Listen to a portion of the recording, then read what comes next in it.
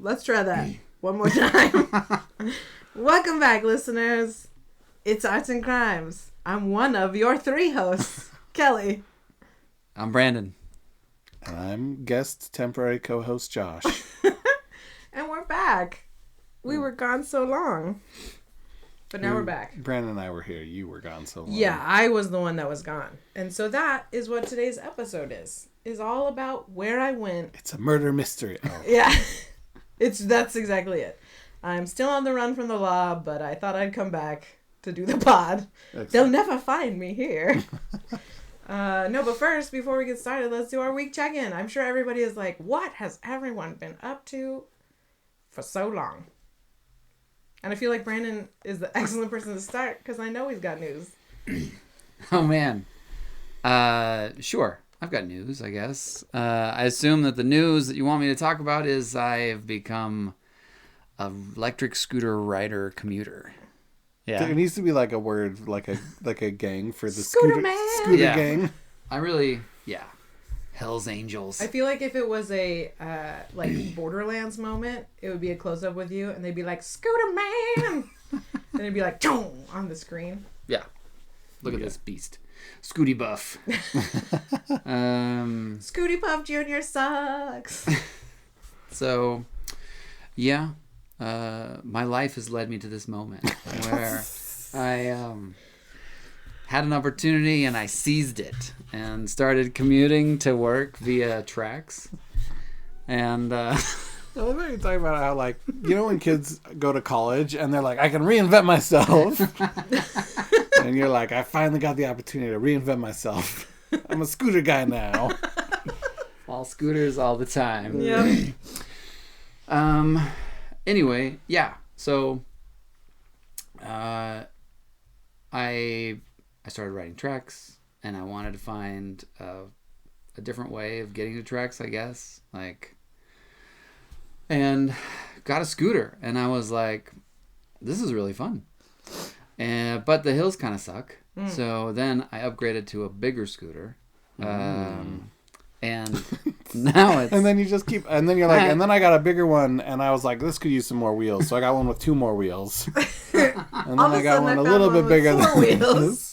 So, it's got 4 doors. Yeah. So, you know, I drive a scooter to work. It's sort of car-shaped. No. I noticed the wind was getting on my face, so I was like, can we get some kind of screen to protect? And then the rain was getting on my head, and I was like, windshield. I'd like something above me. Yeah. And it was hard standing there, so I was like, if only I had some kind of like place to put my bottom. Yeah. Yeah. Anyway, yeah. Yeah. Scooter man. So it's funny. I figured that this was going to be my weekend check-in, and I was thinking about it on my way here. So it is so much more fun than driving a car. And so pretty early on, I thought to myself, you know what? This is like driving a motorcycle, but not. It's still not a motorcycle, right? Yeah. And I've kind of always wanted a motorcycle for like a long time. But my wife is against it, and really the cards were stacked against me from the beginning. Yeah. Because, you know, I have a dad who drives motorcycles. He's a safety man. Yeah. And he was always like, well, you can't drive a motorcycle till you learn. And you really can't learn until you get like on a dirt bike or something. And you got to crash a bunch of times. Yeah. and so I always wanted this opportunity to, you know, get on a dirt bike or something. But we live in the city, and, you know, Dad bought some little tiny dirt bikes one time, and we were working to fix them up, and then he got tired of that and sold them. and I was like, there goes my dream. So now I pretend that I'm riding a motorcycle. It's such a cruel thing to do. I imagine that he didn't get tired of it. I imagine as he got closer, he was like, I don't want my son to crack his skull open on the concrete. And maybe that's what it is. I don't know. He's seen some things. But from my perspective, it was like, here is my opportunity. And there goes my opportunity. So, what would be even better is if it was a dad and a son that showed up to buy it, and he was like, get on there, son. This is your opportunity. I love you so much. Nah. And then a week later, there's an ad in the newspaper. What's the one that Mark Twain did or whatever? I don't know, Mark Motorcycle Twain's... for sale. Never used. You know what I'm talking about? It's the 6-word tragedy. Oh, yeah, that's right. Baby shoes for sale, never worn or whatever. Yeah. It's the saddest. Motorcycle for sale, never ridden. It's a tragedy. Anyway, I think I lost my direction a little bit there. You pretend that you are on a motorcycle when you're on your Scooty Puff. It's true. And I feel great all the time while I ride it because it's fun and it's so much safer. I don't know. Yes, it is definitely safer, but probably just because I'm topping out at 40 miles an hour instead of 120 or whatever the motorcycle equivalent would be doing. 120, definitely. That's what you'd be going. That's why Dad, he was like, Brandon thinks the top out is 120. That's you can't. What a wuss. We can't give him this motorcycle. But I also feel great because it's so cheap. It's like to recharge the battery is like 2 to 5 cents. Beautiful. In electricity paid, I think. So That is nice. yeah. You're saving gas money. Yeah. I did all the math so that I can feel great about my choices. So I'm saying in a year I'll save like $400. Dang. Or you so, could buy yourself another scooter. I think. Because I still have to pay for tracks. Yes. Another scooter. So I love my scooter and it's good enough for now. But when Lincoln moves out, maybe he needs a scooter for like commuting around college or something, and then I can buy a new one, even better.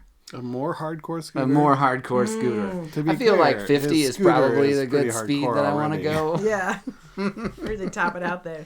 Nah. They have pretty insane ones. Yeah. It's funny, there is this like whole e-scooter culture.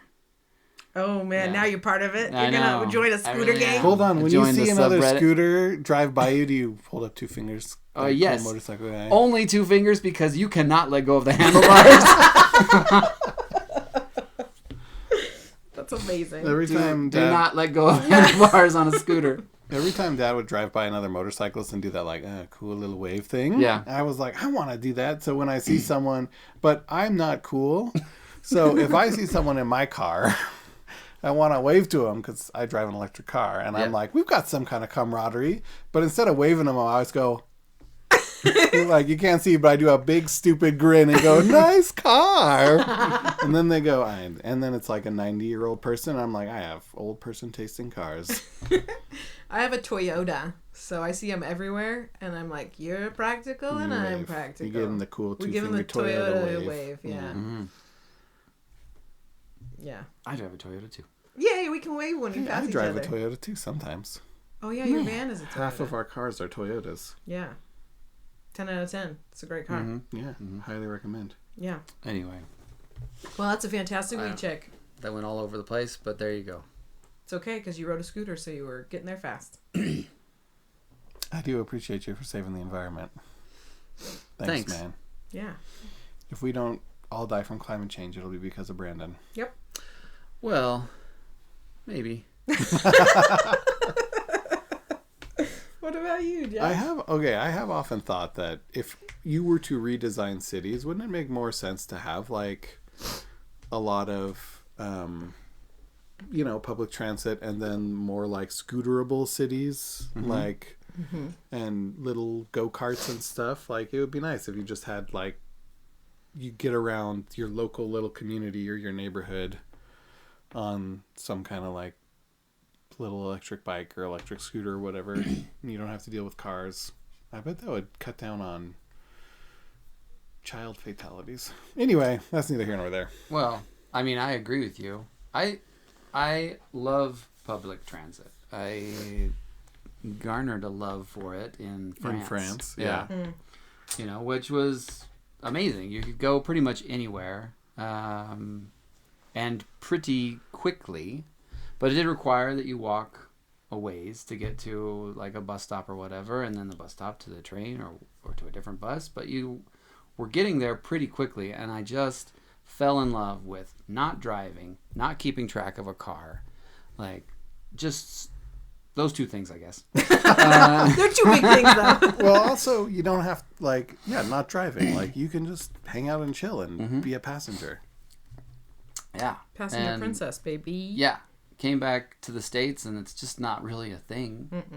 At least not where we grew up. Yeah. Or where we are. Yeah. Or most anywhere except big cities. Yeah. And even then, it's not as good. Yeah. Though Utah, I appreciate that they invested the money to develop tracks in Front Runner and stuff. Yeah, and but it's certainly better than a lot of other places that I've been. Yeah. So. On its paper review, I say needs improvement. But still pretty good, I guess. But, yes, if people were willing to live in a scooter-full environment. Scooter-full? That's the town's name. I think it would be cool and great or whatever. People would still get like around pretty quickly. Like, like I said, my scooter tops out at 40. So like most of the roads that I drive between tracks and my home, I'm actually speeding. If a time traveler came and you scooted them around, like they came from the past, they would have their minds blown. 40 miles an hour. And they're like, my horse, maybe. If I really open her up in a field. Yep. Otherwise, their minds are blown. Right? Sure. They weren't going 40 miles an hour. Yeah. The On train two little went tiny 30 scooter miles wheels. an hour. Yeah. They were worried women were going to die. Yeah. Can you imagine? They thought a bunch of we would lose our outlaws uterus. on scooters chasing down trains. You're going to hijack it and steal the gold shipment on your scooters. On your scooter? We've come from the future. And we've brought back advanced technology that will dominate the natives. We call it a scooter. Yeah. I do have this idea of buying one of those little trailers that you put kids in and pull them into your bike, And hook it up to a scooter. Building a little hitch on my scooter for it so I can Carry groceries home? go. Yeah, whatever I need, Kelly. Yeah. The scooter supplies. Scooter for life. Hashtag. Beautiful. Yeah. I don't know how any of the rest of the pod is going to top any of this. Yeah. But I guess we'll move on to Josh's week. Weeks. Yeah, I don't have anything to talk about. Okay, instead of telling about my week, I'll tell a story, which I think is funny. I think Brandon's right. Anyone that goes somewhere for any amount of time that has good public transit, they like it. I've never heard of someone who goes to another country where they have really good public transit and they come back and they're like, finally, I can get back in my F-150 and drive to Walmart, So I served an LDS mission in Brazil, as has probably come up in the past at some point. Anytime someone mentions Portuguese, I'm like, I speak it. Yeah, oh yeah, puxa no saco. I forgot about that. Good times. Pushing that sacco. Yeah. You speak Portuguese. Yeah. You're basically a native. But they have fantastic, so they have kind of this system of like little neighborhood buses and then bigger buses between neighborhoods and then, trains and stuff. But it's mostly bus based in Brazil. They don't have a lot of, like the big city had a metro and that's about it. But what was fun, and the buses were relatively frequent, so you wouldn't have to wait more than 15 minutes, and the bus stops were pretty, like, you wouldn't have to walk more than a quarter mile or something to get to one, right? So it was very convenient, all the time happening, and they were great to get around on. The funniest thing to me is that they would have, we called them bandit buses. So somebody would buy like a combi, like a little, what's the Volkswagen van, right? The old school one. They still made them in Brazil. Like you could buy like a 2003 Volkswagen bus from 1970 in Brazil. I think they're making a comeback. Yeah, There's an even electric ones version. now. Yeah, they don't have the regular ones. Anyway, so people would buy those, and then they would do the bus routes themselves and be like, hop in. We're a bus too. We'd be like, I don't know. You don't look super. He's like, give us the money and we'll be a bus for you. And I don't know why it was so funny, the bandit buses. But they were always like a little bit cheaper. And a lot of times they do like specialized routes. So they'd go through and pick people up. But they'd be like, are you going to the city center? Oh, yeah, we're going to the city center. Great. We'll go straight there. And so it was like... It was like unauthorized Uber. Yeah, it really was. It was so funny. And you were taking your life in your own hands if you rode in a bandit bus. But I love that. It was a lot of fun. That's my week update. I love that. I took an Uber in a couple foreign countries. And both times that I did it, I was like, I'm probably not going to get murdered. I could get murdered. It's fine. Roll the dice. I rolled high. I survived every time. All right. Yeah. So my week check is this whole pod episode because we're going to talk about where I traveled, why I traveled, and what I did and while how I was you there. traveled. How I traveled. That'll probably be involved. But before we get started, I wanted to give you guys your gift that I made for you. Because there's like a fun story that goes with it. So close your eyes real quick while I get it out because it's the same for both of you. Closing your eyes. Okay. For those on People the pod. that are in the pod, don't close your eyes. Keep driving. Okay, open them up. This is so great. Okay. I have two big brothers. It's like a children's book. They love these little trucks. This is so great. Everybody loves K-trucks. Oh. And it rhymes. I know. I wrote this poem at 3 a.m. You really killed it. Oh, look at that. That's a 4-door K-truck. Are you kidding me? I want one.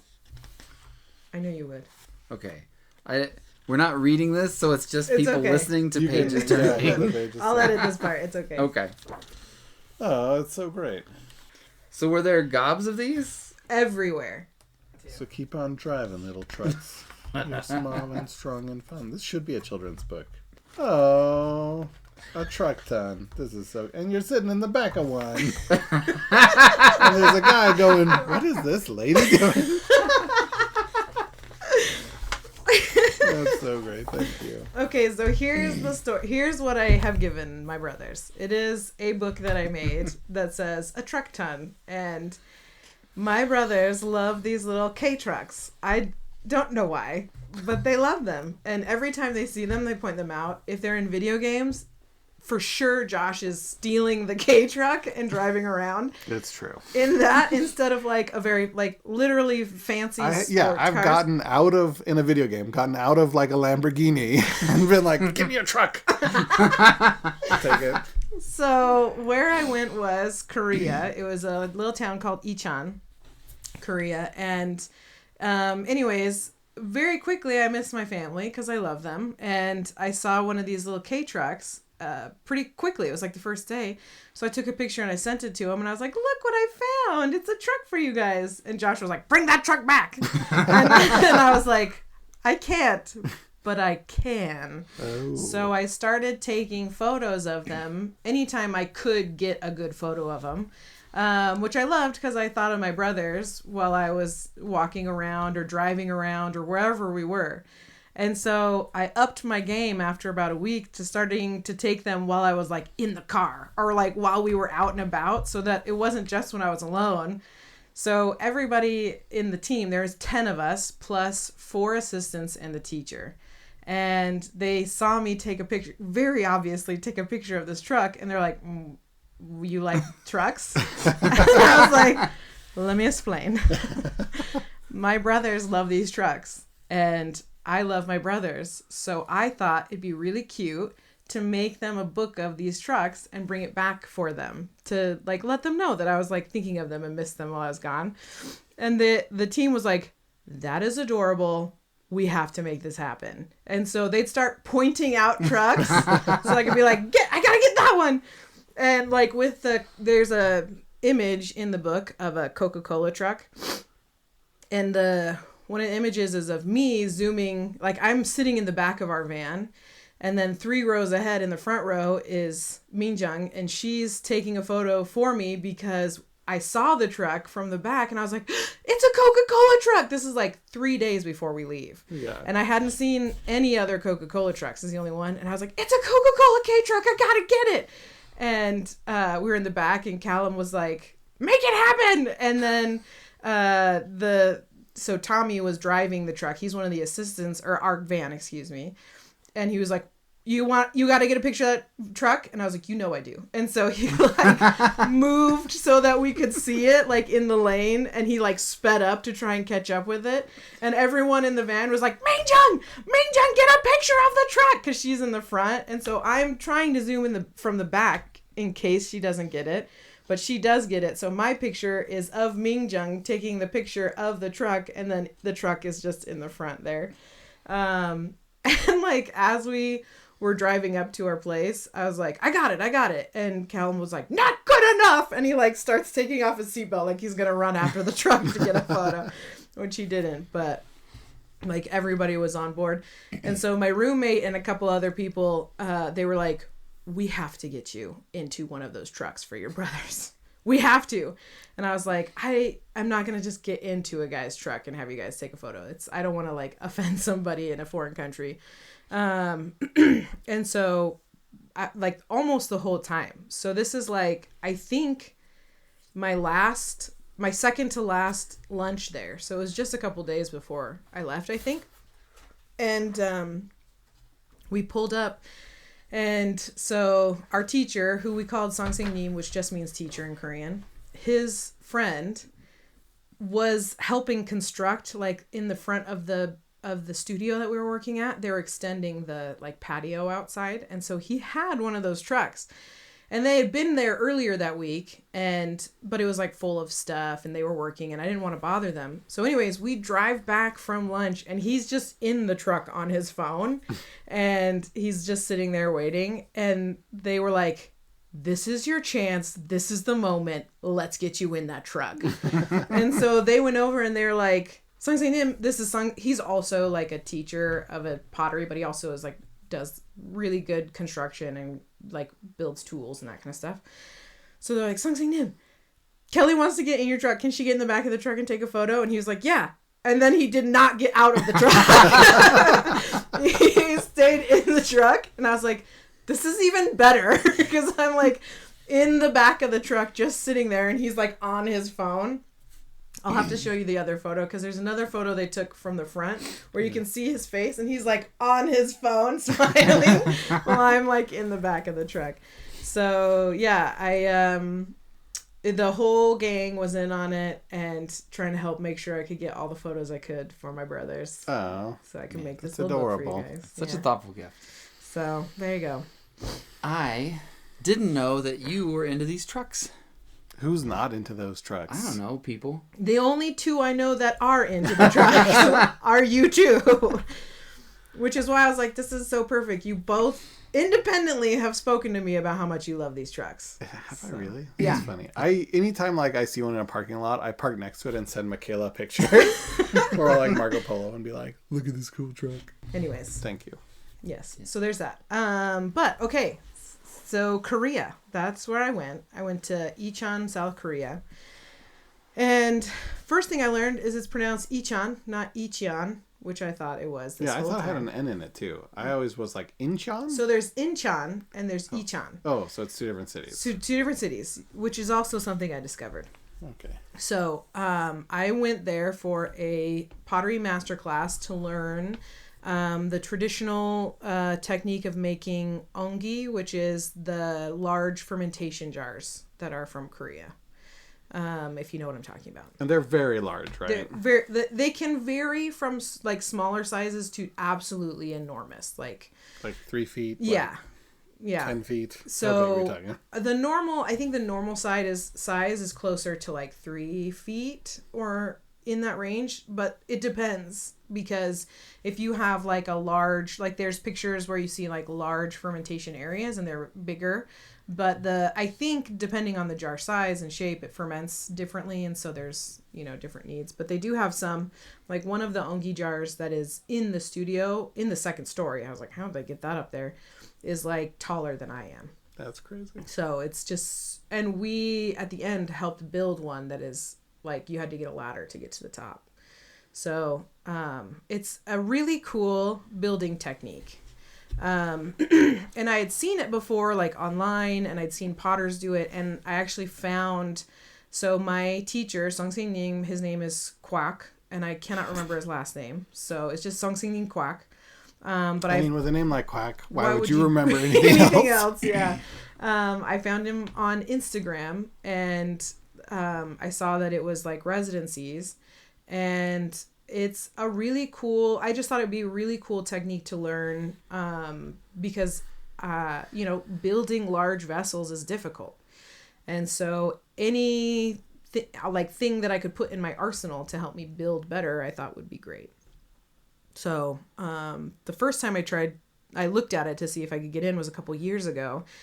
And the spots fill up pretty quick. And the ones that I had been looking at were the summer ones because I wanted to go when I could go easily for school. And those were all sold out really quick for a couple years in a row. And so then in January of 2025, I saw that there were spots open for this 3-week one, but it was in October, which like straddled the fall break. So I'd only miss 12 days with students instead of 3 full weeks with students. And I was like, man, the chances are low, but I should just try. So I talked to one of my admins, and she was like, this is something that helps you be a better teacher anyways, because it's your literal profession. Like I teach ceramics. So me being a better ceramicist will help me be a better ceramic. I believe it's ceramerizer. Ceramerizer. Yeah. Will help me be a better teacher of ceramicizing. And so she went and got it approved with our principal, and then came back to me like the next day, and I did not expect it at all because it's a long absence. And she was like, it's approved and we're going to make it happen so that you can go. Part of the agreement was that I had to work while I was there. So I had to maintain all of the grades, update Canvas. I was doing emails. I was bookending my day with working. So I would wake up in the morning and I would check my emails, update grades, update Canvas, respond, whatever. And then I would work my full day. And then before I went to bed, I would again check my emails, update grades, update Canvas, check with my sub, that kind of stuff. So I did that the whole time, but I was able to go because I agreed to do that. So I flew a 13.5-hour flight, and then I went to go get my bus ticket, and there was not anybody at the bus counter. So I had to go to like the kiosk, which I appreciate hugely that there is a ton of English stuff in Korea. So you can hit like the English button and it's mostly in English. And so I went to find the stop that was written on the paperwork, and I was like, there isn't one. So I didn't know what to do. I kept flipping through it. It was very late. I'd been awake for a very long time. And there was a lady that sat next to me on the plane that also needed a bus ticket. So we went to the bus ticket together. We got her ticket, and she didn't want to leave me. So she was like staying with me, also trying to help. But it was, the blind leading the blind. Neither of us knew what we were doing. And so this very kind gentleman came up behind us, and he's like, do you guys need help? And I was like, so much of it. And so I was like, this is where I need to go. And he goes, okay. And he just took my phone and did my ticket, and he's like, money. And I put my money in, and he's like, you need to be on your bus in 6 minutes. And I was like, thank you. And he was like, goodbye. He was like, very nice. But luckily my bus was right there. So I went up to the bus, and I was like, held up my ticket, and he was like, pointed and spoke to me in Korean. He didn't speak any English. And then I was like, my bags? Because I had bags. And he pointed to where they go. So I stuck them under the bus, and I got on the bus, and I sat down. So I just kept going until it got to the last stop, and I got off. And then I was like, okay. So I got my Uber app, and I put the thing in there, and Ubers just kept not coming. So I was like, all right, I'll just get into a stranger's car. So I just waited by the road till there was a car that said taxi on top, and I just opened it, and I held up my card, because some of them don't take card. And he was like, yeah. And then he just walked out and put my bags in his car, and I got in, and I held up the address on my phone. And he grabs my phone and starts like zooming on the map. And I was like, no, this place. And he was like, like looking in the map. And I think the restaurant was like Chongbuk or something. I can't remember. And I was like, Chongbuk? And he was like, Chongbuk. And I was like, Chongbuk? And he was like, Chongbuk. And I was like, Chongbuk? And he was like, Chongbuk. And then just drove. And I was like, I hope I'm going to the right place. And he just drove for a while. And I was like, okay. So I just drove for a while. And then I got here and he's like, Chongbuk. And I gave him my card and he's like, get out. And so I was like, I think I'm here. And then my car door was opened by Sung Sing Nim himself, came and got me, and we brought in my stuff and I made it. So we got there, but, and yeah, so we got to the studio and we learned a whole bunch of pottery techniques that took us forever to learn. I'm sorry, I don't know if I'm answering things or if this is boring. I've never done a travelogue before. I've never done a travelogue either. So, listeners, if this is boring, you can fast forward. Yeah, fast forward. You can tell this guy. Anyways, so I'm going to tell you just sort of the techniques and stuff in a quick sort of way. I think that would be useful. Yeah, that'd be good. Okay, good. So essentially, yeah, left. Less than that. So essentially, you are building the ongi in components. Can I tell you the technique that I think it is after watching your videos and listening to you? Yes. Okay. So I think you make big Play-Doh rolls of snakes. Okay. And then you put them in the shape that they go. And then you stack another Play-Doh snake on it. And then to make them together, you smack them until they're one. And then you put another snake plate. You're pretty close. Yeah, that's pretty good. You do have to start with a base. Oh, okay. So you make the base first. Yeah, Hold on. my vessel would be empty. The bottom is missing. The bottom. You're like, you can put stuff in it, you just can't move it once it's in there. Okay, no, you got to start with the wedging. Oh, yeah. Okay, so... Because that's the most Asian part of this story to me. Okay. Is the foot wedging? No, not the foot part of it. But one of my favorite documentaries is Jiro Dreams of Sushi. Oh, yes. And he's got his like son and who was going to run it after him, except he's 90 years old and he's never going to die. But his son was like, I spent 10 years making the rice or whatever. Like he had to study the basics before he could move on to like, and now you may wash the plates. You know? Yeah. It did feel a lot like that at the very beginning. So the first thing we did was foot wedging, I forgot about, but he also told us when we started it, he's like, by the way, you're not actually going to be doing this. Nobody really does. It's just traditional. And we wanted you to have the experience. I was like, cool. So, then we don't actually start with building the base. We actually start with building the Play-Doh snakes, which are called tadyam. So essentially they're really big long coils, but you have to wedge and then pull the coils.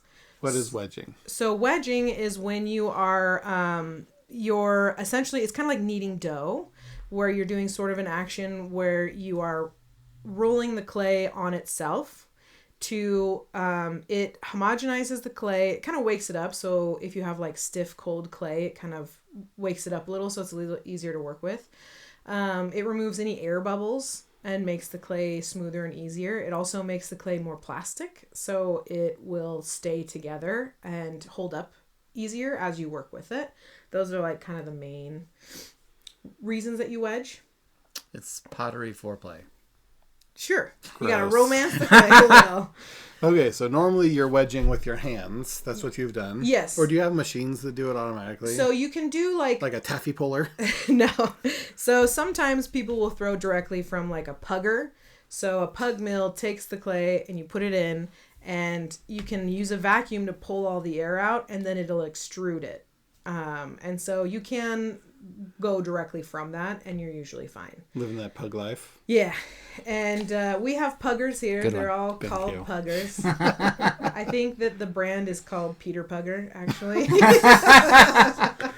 That's what I have in my classroom. Ceramirizers love a good pun. We really do. And so most of what we worked with, you wedged it more to like wake it up and get it to be a little bit more plastic.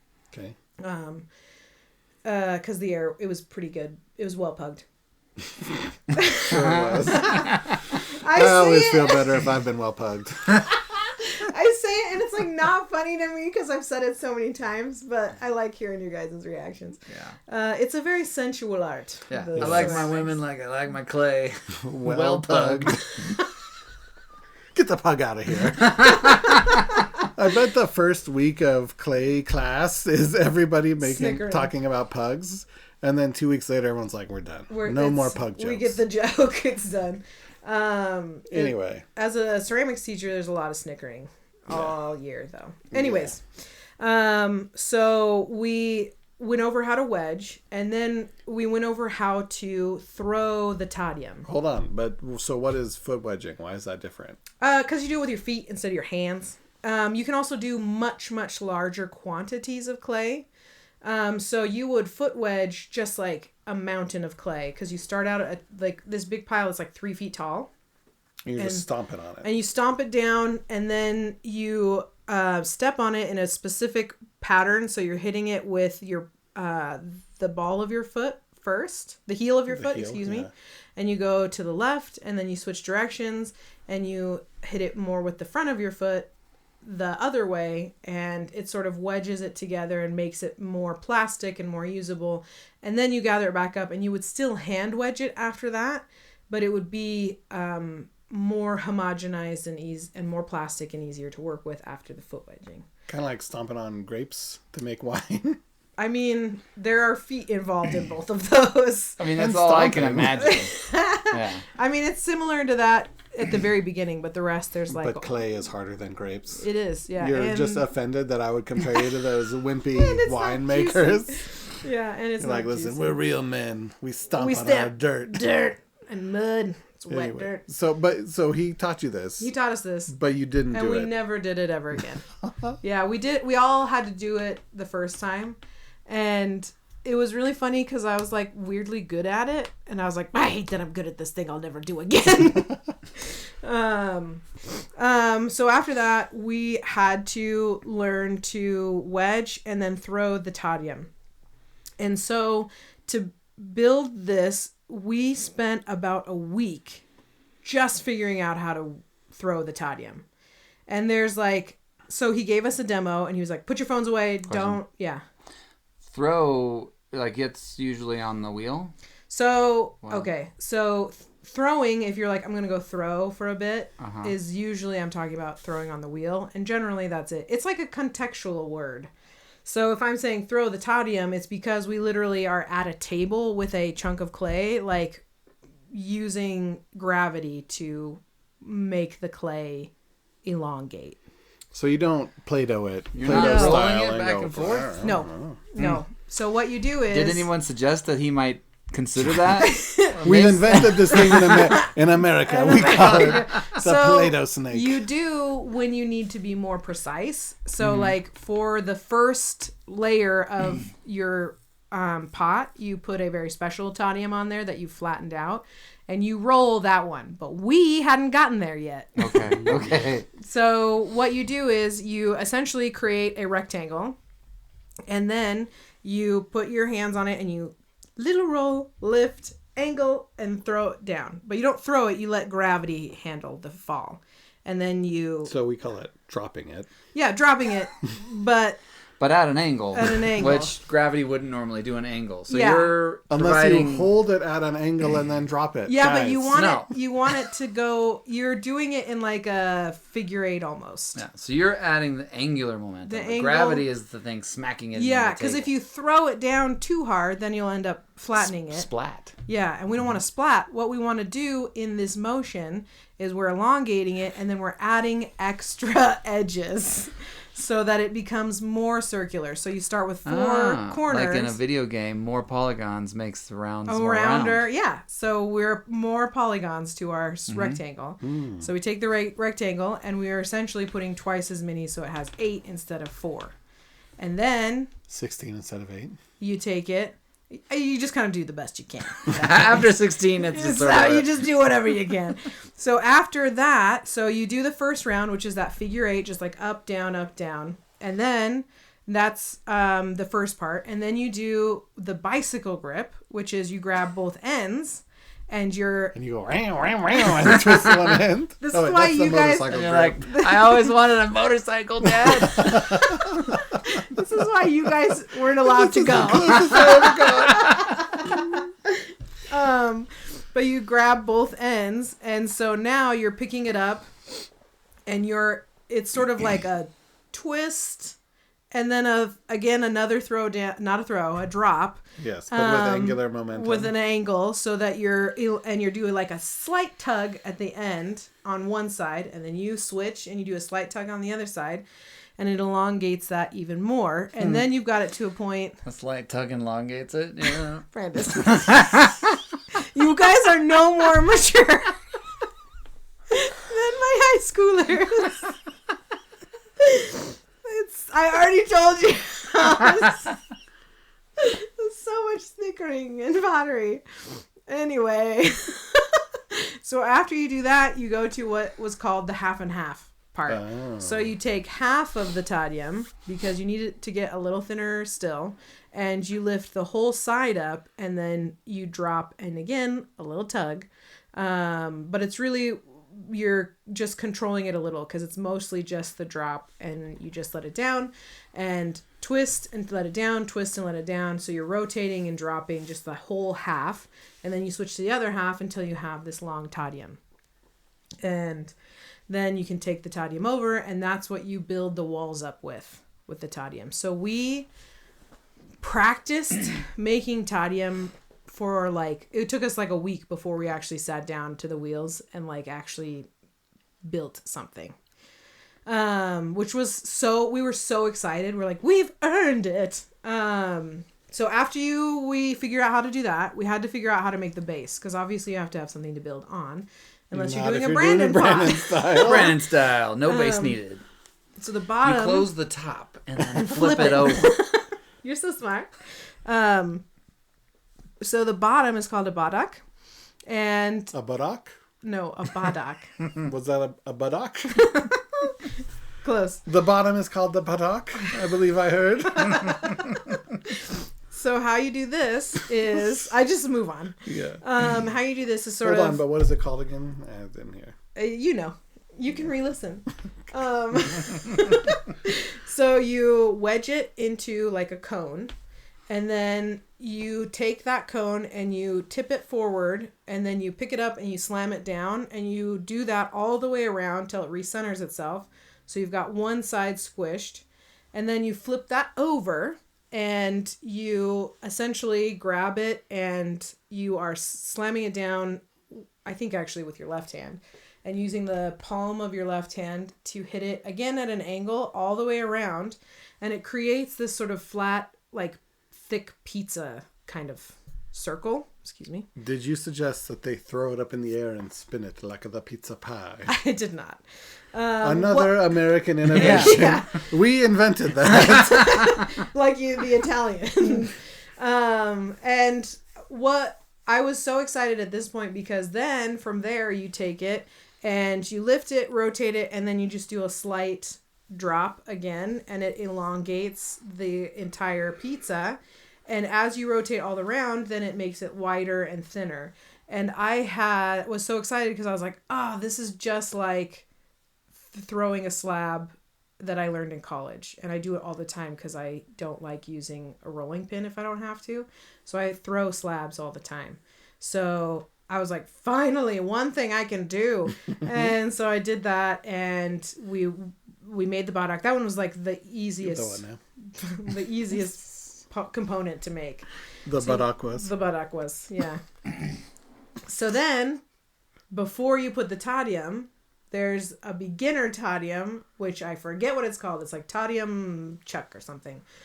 And you take a tadium and then you roll it, like you suggested, till it's about 4 centimeters wide. And all the measurements I'm going to give you are in centimeters, because that's what they used, and I don't know how to convert it. So 4 centimeters, about that. So whatever that is in inches. It's like 1/18 of a league. Sure.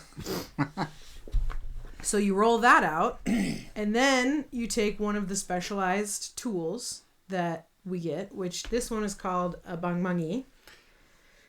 Bung money. I was waiting. So the bangmangi is like Listen, is this the spanking paddle or is this something else? No, this is something else. I'm really excited to get to the spanking I know you paddle. are. So this one is it's shaped a little bit like a shoe, like a thin shoe that's flat on one side and it has a handle, and you use it Most to. shoes are flat on one side. I know, The but side that goes on the Are ground. we talking when you say a shoe? Do you mean like a foot shoe? like a foot shoe. Okay. Yeah, like it has kind of that Not a like hand shoe. it has that kind of shape. I think. Okay. To give as good a description as I can, it's if you see it, you're like, that doesn't look like a shoe. You're psycho. I'll be like, but it's close. Does it look like an iron? No, Okay. because it has. Does so it look like a lowercase I? we only have 40 minutes before you have to leave. I gotta get through this. No, it doesn't look like a lowercase I. It has kind Does of. it look anything like a kitten heel boot? I don't know what a kitten heel boot It actually is. kind of does. Booyah! Yeah. What's a kitten heel boot? So it's like a short heel, and I'm imagining it as a wedge because it's like a kitten wedge heel. It's like thinner on one side I just and gets wider. That's sort of how it is. okay. So Brandon doesn't know what a kitten heel is. If I'm being honest, I also don't know what a kitten heel is. But now you have to explain to us what this type of shoe looks like to explain the other thing that sort of looks like the type of shoe that we don't know what that type of shoe looks like. Anyway, I'll put images of all the tools on the Instagram. I think just move on. Just Yeah. tell us what you use it for. Anyways, you use that and you put the badak on the wheel, and then you use now. the bangmangi to flatten it out further because you want it to be around like 1.5 ish, so like 1.2 to 1.8 centimeters thick. That's So instead of using a rolling pin to thin it out, you have a tool that's like a foot you smash it with. The thing is a rolling pin isn't great because oftentimes it doesn't, like the clay doesn't get as well aligned and it doesn't get well compressed. Mm-hmm. And so you're more likely to get cracks and S-curves and breaks in clay if you just use a rolling pin. Okay. So no rolling pins used in the making of these ongis. So after you use that to flatten it out, then you use it's like a wooden knife, but it's big. It's called a mitkatse. And you use that to cut down the size. So we cut the base of ours to 23-ish centimeters is what we were looking for. Whatever that means. It's almost 10 That's about inches. 1/240th of a fathom. Perfect. So you cut that down, and That's that useful. yes, and it actually, like when you cut it, it's centered, so you don't have to worry about it being centered. So then you take that special tadium and you put that on there, and then you take your tadium and you use this very complex technique where you have your left hand. Yeah, your left hand is on the outside of the vessel. I like the idea that someone is following it along Yeah. at home. They have clay in front of them, and they're like, well, what's the All right. next step? Pause for a second. I'm going to work on this. Tug along it is. Bring me a kitten heel. Anyway, continue. Anyway, so then the left hand is on the outside and the right hand is inside, and you're sliding, like squeezing and sliding the clay towards the webbing in your in between your thumb and your pointer finger. So you're sliding and squeezing it, and then just a tiny little turn with the very bottom of your pointer finger on your right hand, and that's sort of like, see, you're getting frustrated, and you're not even have to make, like, I have all of this to keep in mind, and I had to keep my elbow way up high to get the right angle. He's not I getting just am frustrated. thinking about like, Yes, I was just thinking, he's frustrated because he's trying to restrain himself.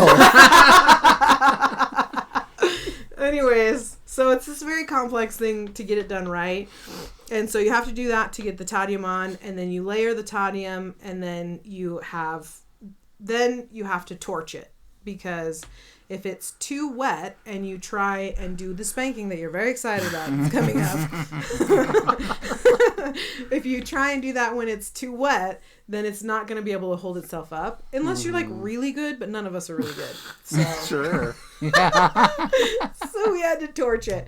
So Listen, you torch I'm going to trust your word on that. Yeah, I mean, you should. So you had to torch it, and then you use the tool. It's the sude and the doge. the doge? Yeah. I knew you guys would love this. So when you're doing the spanking action, it's called surejil. So working with these two tools is surejil. So you have to do, and when you're putting the tadyum on, it's called tadyum jil. So working with it, jil is the, like, you're working with it thing. So you do the tadyum jil, and then you do the surejil, and then after that you use ribs to kind of get the shape right, and then you torch it again. What's ribs? Ribs are, sorry, I was like, this is the normal tool that we also have in pottery, but I forgot you guys don't do pottery. Ribs are like flat pieces of like metal, wood, acrylic, like plastics, whatever it is, and you use them to sort of like scrape or like help shape and all that kind of stuff. Like the ribs of a ship? They call that the ship hull. The hull has ribs, right? The hull? The hull. Hull. Yeah. I just wanted to make sure. It sounded kind of like hole. And then I was like, no, it's a hole. Yeah. Good.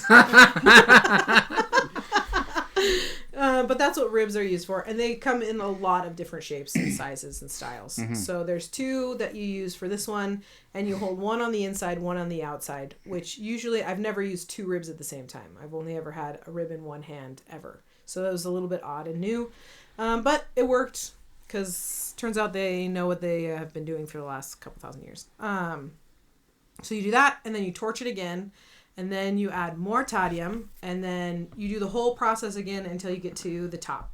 And then when you get to the top, you add a rim. You use a special cloth, and you add the rim, and there you go. You've made an ongi. So do you make a bunch of tadyum and then go work on the pot, or do you make a tadyum, put it on the pot, make another one, put it on the pot? So what we generally did was we made tadyum for the section we were doing. So I would throw out 2 tadyum because I knew if I did 2, that was enough for the first section.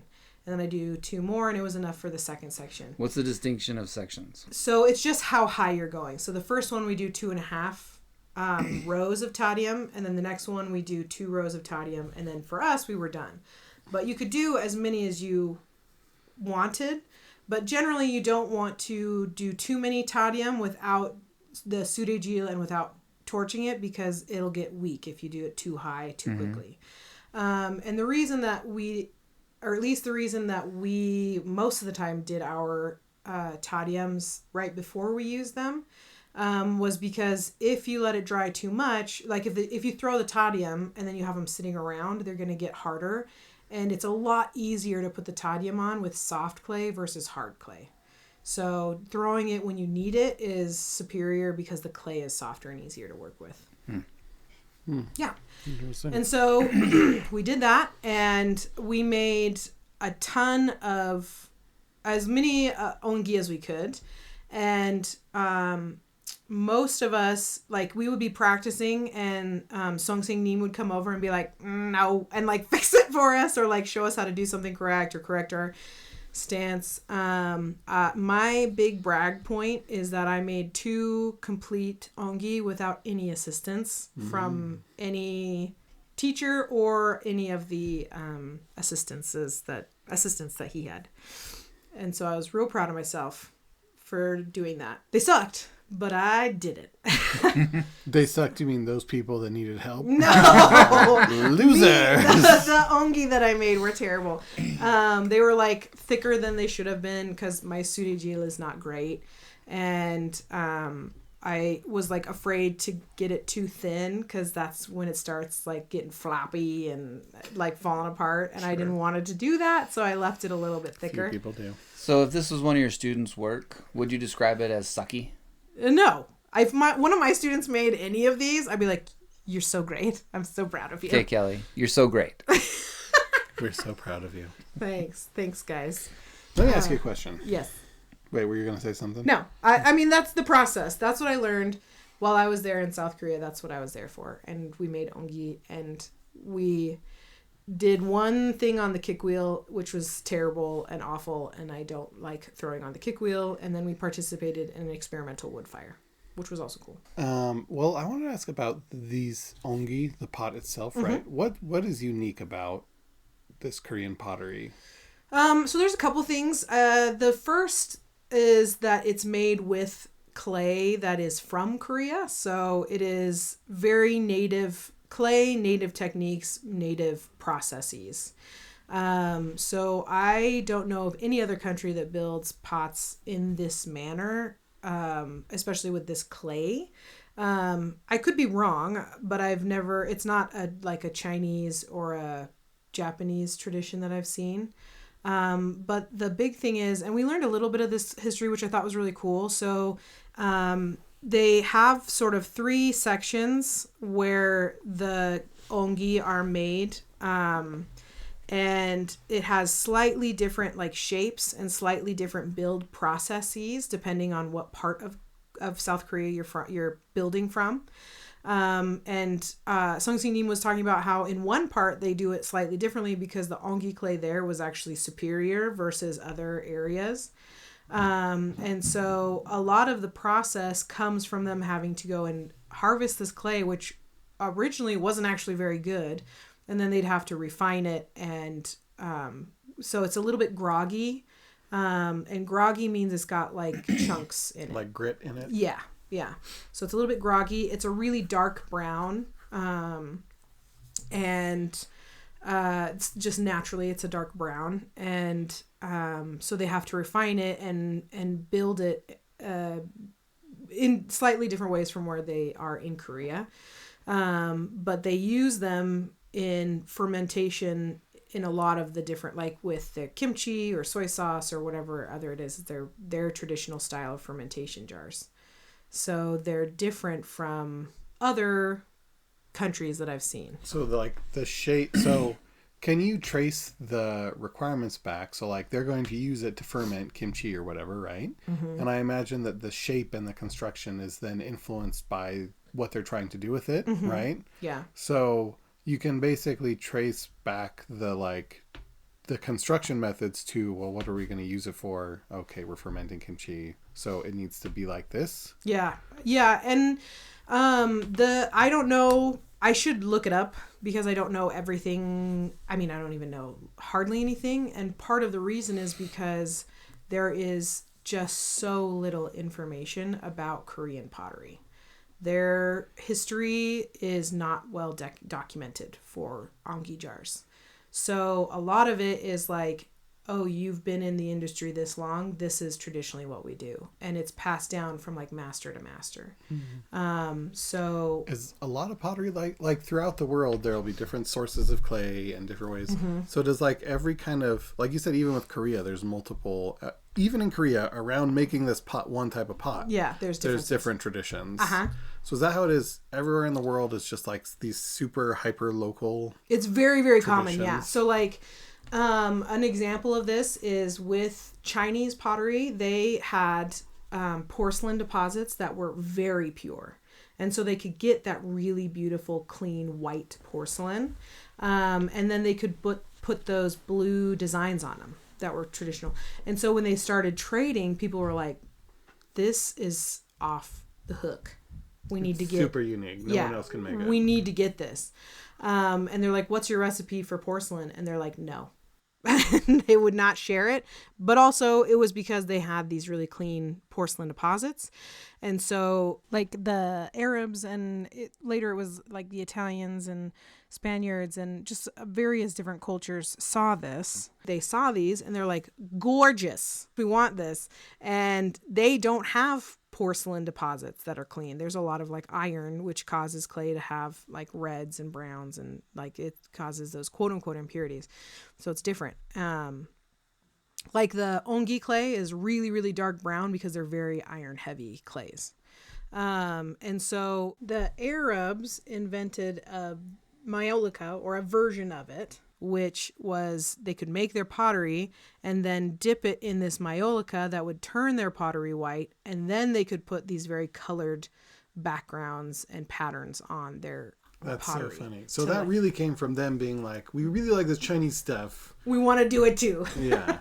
Yeah, and that's like where like some of the strains of myolica comes from, right? And so there's a lot of like seeing what other people can do and wanting to do it, but a lot of it is like restrained to what do you have access to. And so a lot of it is like, what do we have access to? What kind of tools do we have? That kind of stuff. And like the Korean kick wheel is different from like the American style kick wheel or kind of anywhere else, because all the other kick wheels are very tall, where the Korean ones are very short.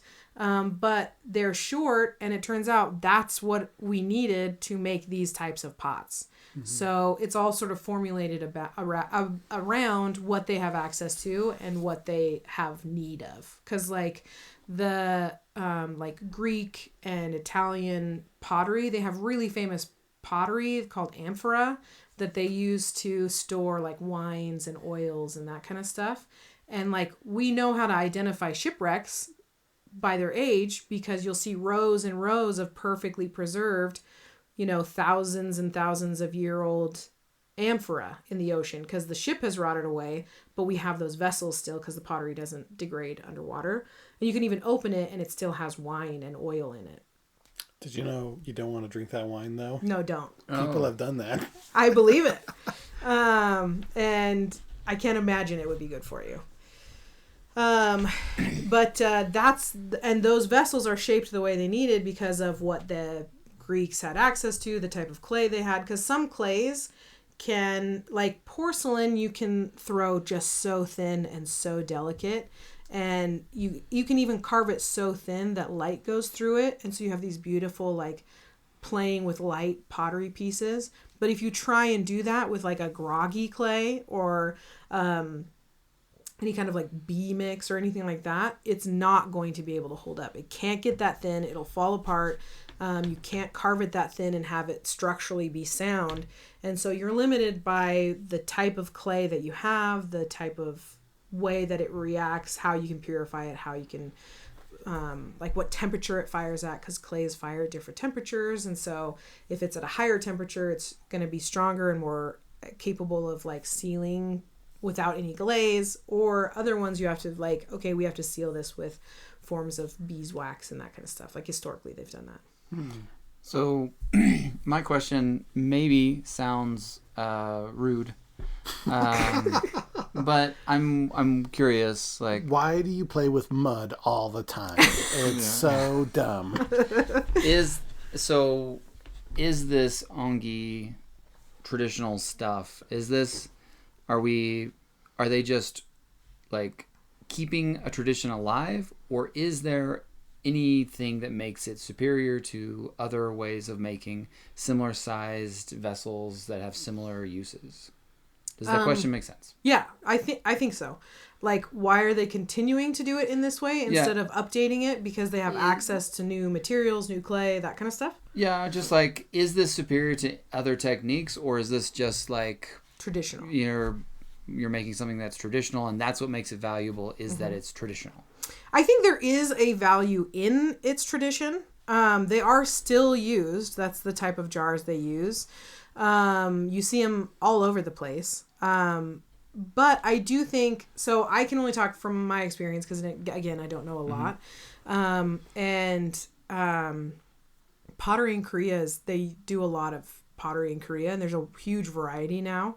And the standard of quality is very high. So they're not like, we do this one thing and that's it. They have like gorgeous pottery everywhere, and it's very competitive. But from learning the technique and the various things that I've learned from pottery and my experiences, I intend to use these techniques in my own way. I will, use them in my arsenal how I can, but I find value in them because I think it's a way to build larger vessels easier and quicker than I would be able to on a wheel. A wheel has limitations. The larger you throw, the harder it is, and the clay can tear itself apart, it can collapse, all of these different aspects.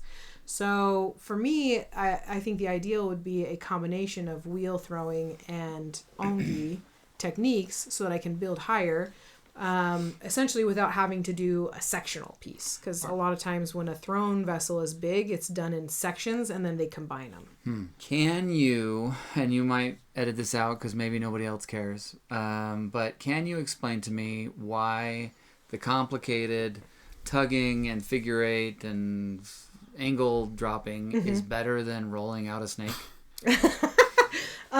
Because it was much quicker. It's quicker than rolling out a snake? Believe it or not, yeah. Because if you're starting... Believe it not. I believe it not. If you're starting... Liar! If you're starting with a big rectangle, you're going to have to get it smaller to manage rolling it anyways. And then as you're rolling a bigger snake, other components are also rolling. And so it very easily gets itself into weak parts and then will break apart if you're just rolling. So it's quick if you're not bad at it. Because like Sung Sing Neem would do one in like a minute. He was crazy fast, right? And we got pretty good towards the end because we were throwing so many. But when we rolled it, even like rolling the bigger one, it was so prone to breaking apart or getting a thin spot. And so it's actually harder to maintain rolling one than just having this one thrown really quick. How long is average? Like how long are they?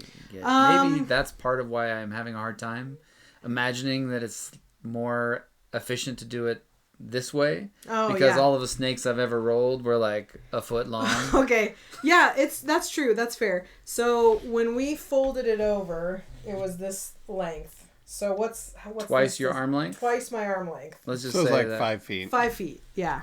So we'd throw one that's 5 feet long, and towards the end we'd be done in a couple minutes tops, right?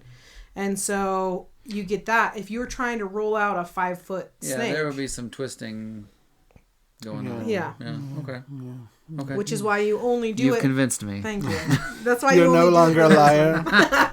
No, it's not that she was ever a liar. Well, it's just just that didn't maybe I should pop over and show them the, Your technique. the snake technique. I call this the Brandon roll technique. I invented it. But it turns out they actually know what they're doing. Yeah, sorry. So yeah. And it was just really cool to learn those techniques and to see like different ways of working with the clay and different things that I could put in my arsenal. And even though there was a whole bunch of problems when I came back and I had to fix them, and it was a week of like trying to get stuff taken care of, I missed my students, most of them. There was some I didn't miss. You know who you are. They know. They're not listeners. No, they're definitely, they would not spend any extra time listening to me because they don't even listen to me in class. So, but the other ones I missed. And it's nice to like be back in my classroom and helping them. I did not speak to them the way our teacher spoke to us, which I loved. He did not speak English. He knew like some words in English. But he had translators the whole time. So his like assistants would translate. But he had some words that he could say. So like when we were throwing the tadium, he'd be like up, angle, down, up, little angle, down. And then he's like left hand, big power, right hand, little power. And he'd be like squeeze, little twist. And then he'd go, Kelly, squeeze, you do big twist. No, little twist. And I had to fix that. And then he often would go, Kelly, body, because I was sitting at the wheel wrong and I needed to like be to the left to do the tadium and I needed to be on the right to do the surejil. But I am accustomed to sitting centered on the wheel. So I kept centering myself and he'd yell from somewhere. He'd be like, Kelly, body! And I'm like, ah! And then move to the side. And so he had a few things that he would like say. But yeah, he also drank a lot. Drinking happens a lot in Korea, as it turns out. Well, they make fermentation barrels. So and yeah, stuff. That's a Like, good point. good point. So there's a lot of soju happening. And the first night that we had like a family, because we would go eat together twice a week for dinner, and we had lunches together every day for lunch. And the first like family dinner we had, we went to this restaurant that was so good. It was one of my tops, but it was duck. It was, you grilled it in front of you, and then you'd get a piece of lettuce and you'd put like rice and kimchi and duck and garlic, and you'd kind of make a different one, and you had to eat it all in one bite. You could not take 2 bites, not allowed. 1 bite, which was tough. But they drank so much, and we had to like order drivers to come drive us home because they would get drunk and then nobody could drive the cars anymore. So we had to get like driven home. And my roommate was just so drunk, and I was like elbow and elbow with her to get us home so she wouldn't like fall over and knock anything. And we were all like, there is no way Sung Sing Neem is going to like come and demo tomorrow. It's just going to be practice tomorrow. And we show up and he's there and he's like, all right, everybody. And I was like ready to go, and was like throwing Tadium and just was like fine. And they were like, how are you doing this? And he goes, soju power. And like anytime he did anything, like we would be like, how are you doing that? And he'd be like, soju power. Like do it. And then like if somebody didn't drink, I was the only one that didn't drink ever. So he didn't tease me, but there were some people that like didn't drink enough and they weren't doing the Tadium right. And he'd be like, more soju power, because they did it. And Heather, my roommate, she was vegetarian, and he immediately was like, no. And like, it's not something, we went to restaurants and it was like a real thing. They were like, what? You don't, it's like the My Big Fat Greek Wedding where she's like, you don't eat meat? It's okay, I make lamb. Like, that's sort of how they are. Mm-hmm. And so, like, at the very beginning, he was like, I just won't tell you when there's meat. And we were like, ha ha ha. She's like, but really, I don't eat meat. And he's like, you will. And the assistants were like, we will tell you if there's meat. And then if she didn't do something right, he would be like, it's because you don't eat meat. So yeah, he was great. Everybody was great. I just like loved the group. I missed them all. They were so fun. And one of the guys, we sang karaoke together because everybody would get drunk and I was with people. So we sang Tenacious D twice. And I'm sure Song Sang Neem was like, I don't know what this is.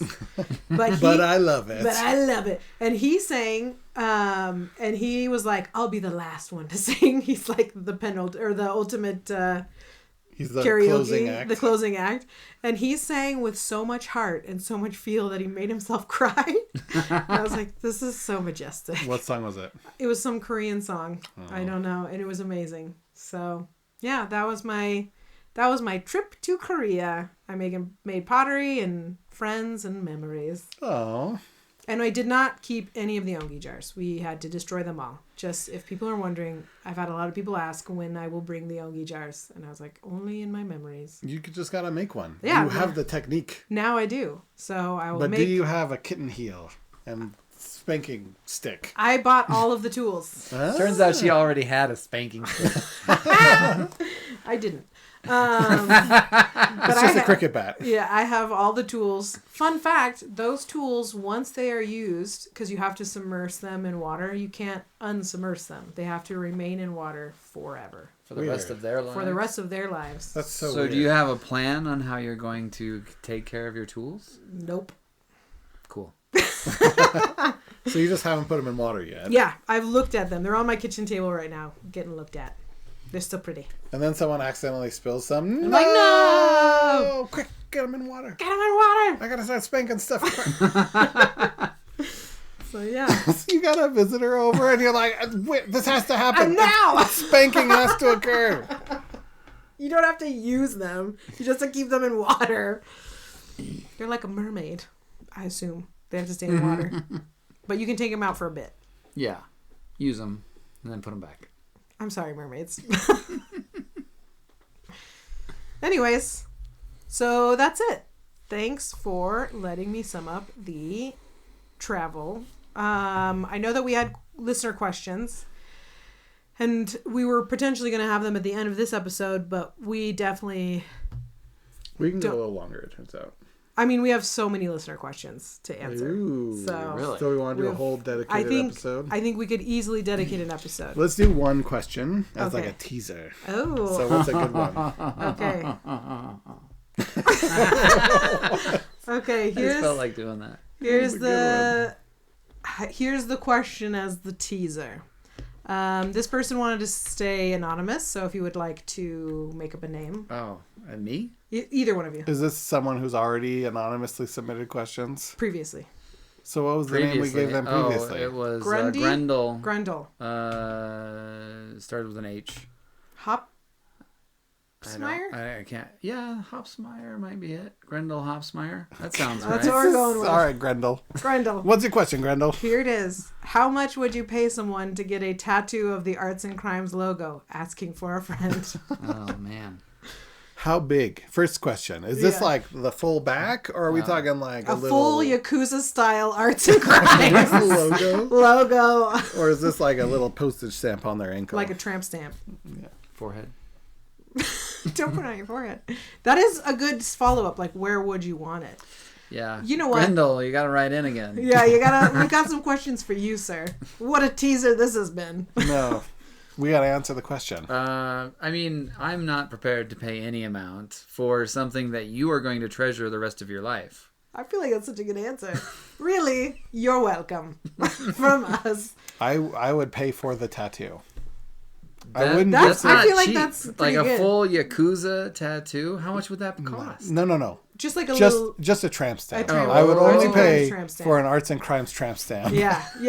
I would, you know what? And I would let them feature in an episode if they wanted to. Yeah, They could come in. They could come in and go, and I'm the talk biggest about it. fan. Since Look at my they tramp stamp. have wanted to be anonymous this whole time, We just would call them Grendel Grundy on the whole time. Grundy. Grundy. Because such good friends. Because we're friends, yeah.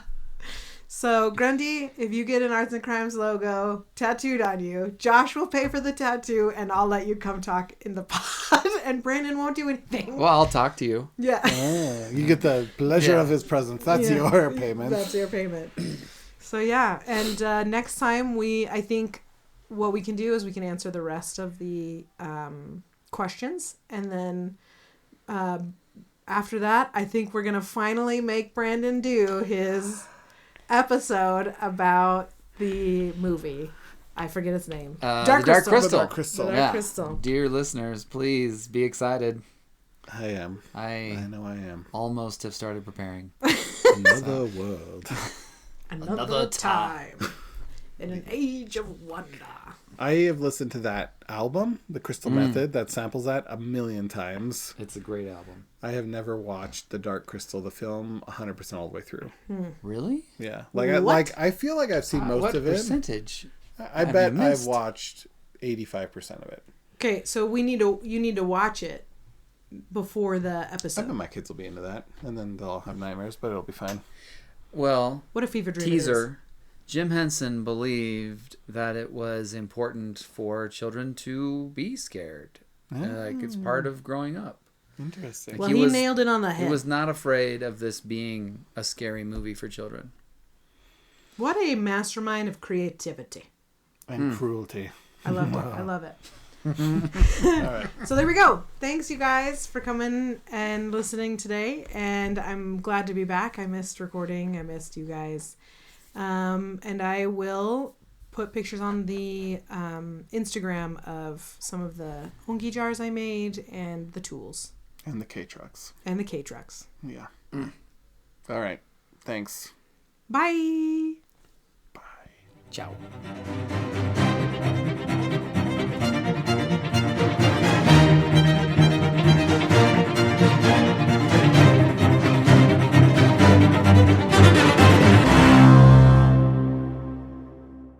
Remember 2 minutes ago when you said we need to be serious?